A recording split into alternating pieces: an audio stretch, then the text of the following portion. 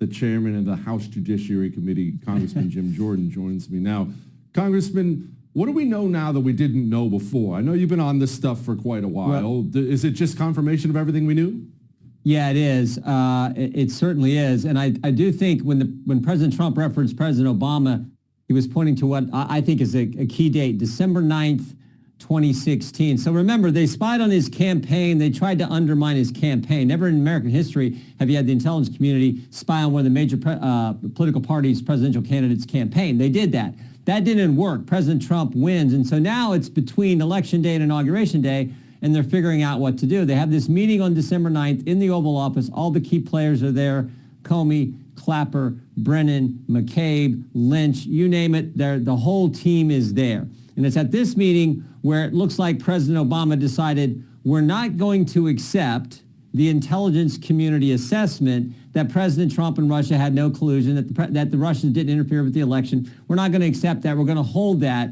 And they plot their strategy. And then over the next 30 days, they set about trying to trap and undermine President Trump's administration. And so you fast forward to January 3rd, 2017, Chuck Schumer does an interview. I think it was on Meet the Press. He does an interview and he says, if you mess with the intelligence community, referring to President Trump, if you mess with the intelligence community, they have 6 ways from Sunday to get back at you.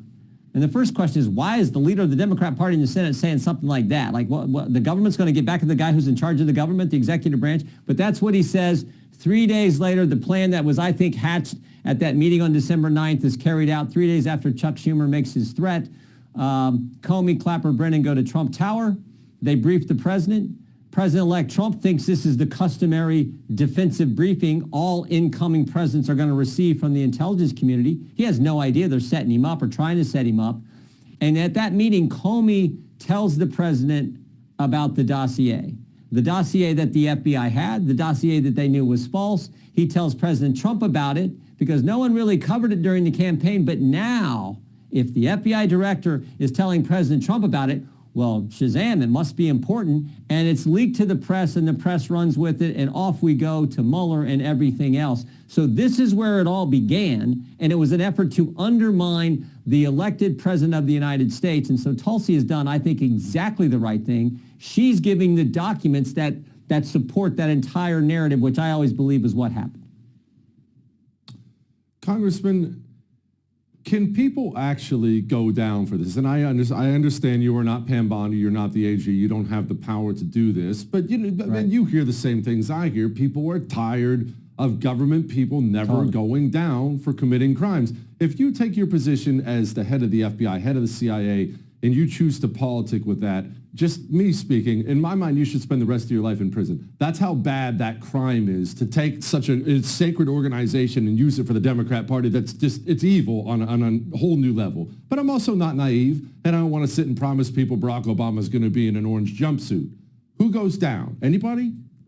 Well, we'll find out. And again, that's going to be up to the Attorney General and the Justice Department. But I do think this is something that has to be pursued. We'll see what Pam decides to do.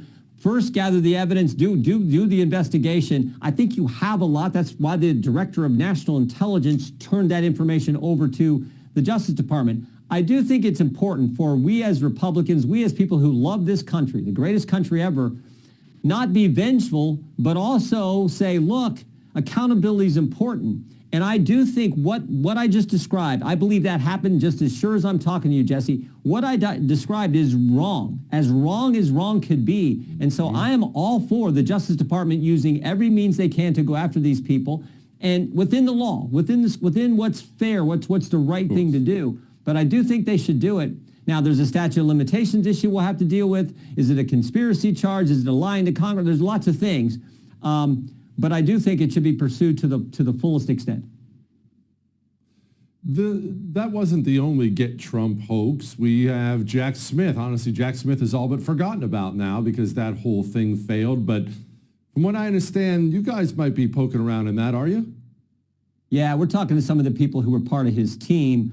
We're bringing them in, and we may even get to Jack Smith. We've got everything on the table because you're right. It all started back with what we were just describing back in 2016 to 2017, but it continued with Mueller, then with impeachment, then with the 51 intel. It's funny. It's the same group of people. Clapper and Brennan were on that 51 intelligence officials who signed that letter and impacted the 2020 election, and then moved through. Then it's the January 6th committee going after President Trump. And then in 2022, right after the midterms, President Trump announces he's running for president. And what happens? Jack Smith, Fonnie Willis, Alvin Bragg, they all start going after him. But Jack Smith was the serious one. So we're talking to some of the prosecutors who were part of his team, bringing them in, getting answers to questions that we think are important. And so we had Mr. Wyndham in. We're bringing him back in under a subpoena because he didn't really answer all the questions that we think are important. So we'll continue to dig there. But it's all part of this weaponization of government that started with the Obama White House when President Trump was running, and then when President Trump won, and it's continued ever since. Yet another scandal that looms out there is the Hunter Biden stuff. Now, I don't expect people to care about Hunter Biden personally, kind of just a disaster of a human being, so that's not what I'm talking about at all. But the arrangements look bad. They look corrupt. It's not just the Burisma stuff, the David Weiss investigation. It looks like Hunter Biden was guarded and protected by forces of government in ways that were wrong, illegal. I don't know. What do you think? Well, it sure looks that way, and you don't have to get into the details. Just look at what happened. David Weiss puts together the sweetheart deal. They take it to the court, and the court says, have you ever put a deal like this together before? And the prosecutors for David Weiss say, no, Your Honor, we haven't. She says, I've never seen anything like this myself.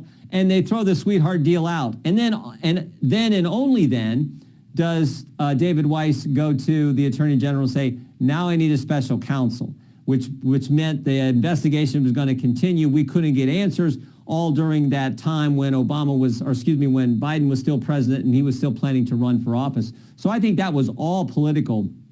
And he got a special deal from the get-go. Clear back to when, he got a special deal when he gets put on the board of Burisma with, in his own words, with no qualifications, and gets paid like $1 million a year to show up at a couple board meetings.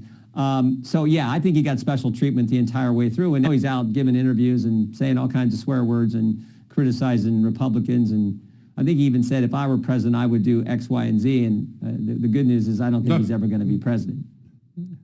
I don't like his odds campaigning in Iowa. He did. I'm with you. As he's making the rounds, he is bringing up Joe Biden's decline, covering for that, complaining about Nancy Pelosi. But I know there are just too many scandals now. People only have so much outrage in the tank. But it is kind of a big deal that we didn't have a functional adult as president of the United States for 4 years, and the country was run by Autopen. Can we do anything about that? I know they're all clamming up when you drag them in there. Yeah. You keep investigating, but it seems to me, short of a whistleblower, short of someone in the government coming forward and saying, I saw this, here's what happened, I don't know that you're ever going to get the hard evidence, because they're going to assert privilege if they're key counselors to the president, or they can assert their privileges under the Constitution, the Fifth Amendment. So they're likely to do that.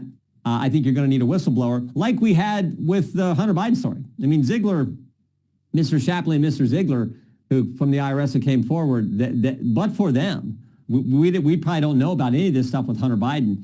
And they were right on target. None of their story ever changed, and it didn't change because they were telling the truth. So short of a whistleblower, I think it's tough. Excuse me. What about the FBI whistleblowers? Some whistleblowers have been made whole. Others are still waiting on that. I understand there are procedures that people have to go through. Where are we at on that?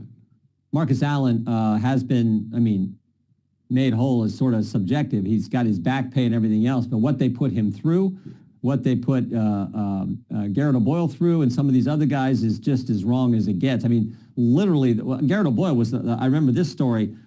He comes forward, talks about a number of those issues that we were dealing with, the Catholic memorandum, the targeting parents at school board meetings, and all the terrible things that were going on in the Biden DOJ. He comes forward, and he's been given this promotion and moved to this new office. They let him move his family across the country and then tell him, oh, by the way, you're on leave.